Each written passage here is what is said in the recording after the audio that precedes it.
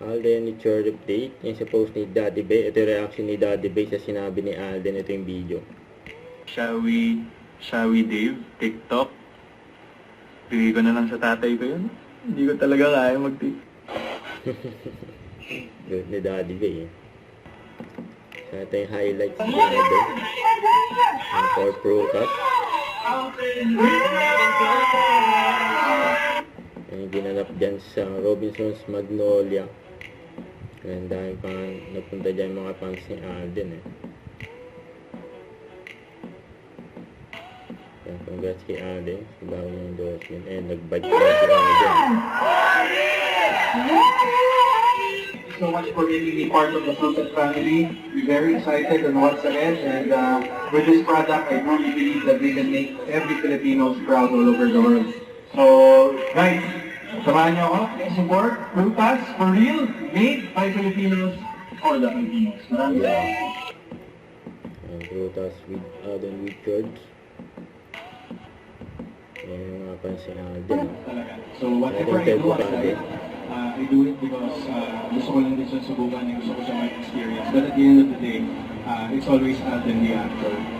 Pero syempre nag-direct na rin, direct Alden. Yes. So kung pagpipiliin ka, directing or acting? Wow, mahirap na question yan. Pero siguro I still go back to acting pa rin.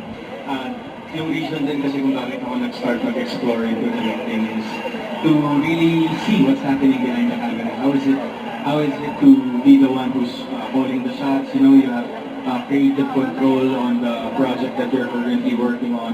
And at the same time, you get to have a vision of the whole project. And syempre, iba rin sa experience na yung mga nakakatrabaho ko before in front of the camera. Nagkaroon ako ng chance silang makatrabaho off camera and to collaborate with them in different projects and movies and series at the same time.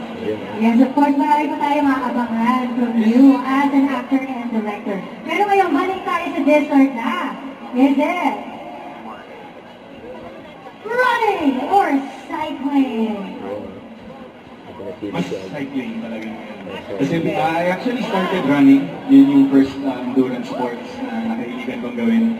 Actually, mga 2 years ago, ako nag-start with my running journey. But since na naging involved ako sa mundo ng sports, gusto ko talaga subukan yung different kinds of sports na meron tayo dito sa Philippines. And right now, in cycling, I never knew that I would really fall in love with it. Kasi more than it being a sport para sa akin and for physical health, it's also a way of, it's also an outlet for me.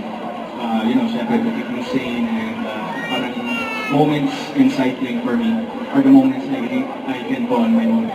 Kumbaga yun yung moments ko para sa sarili ko. So it has a deeper meaning.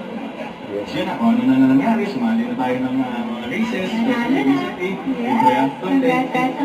Yeah, it's a different kind of high and fulfillment when you get to connect something that you love to something more competitive.